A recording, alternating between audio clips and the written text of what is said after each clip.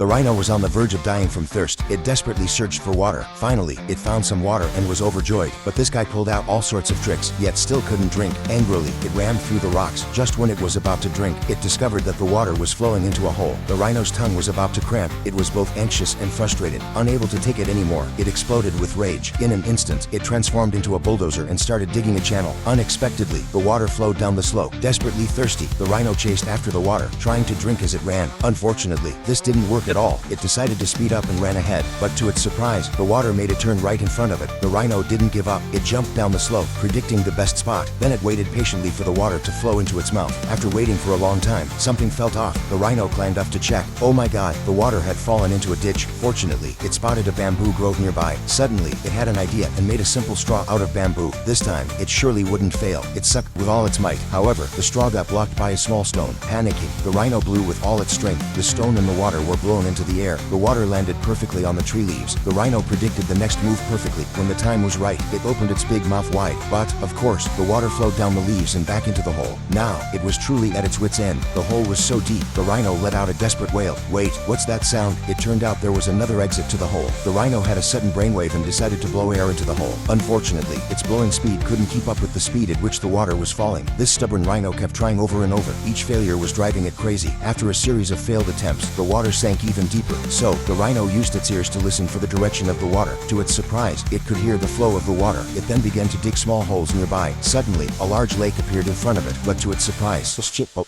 I'll go.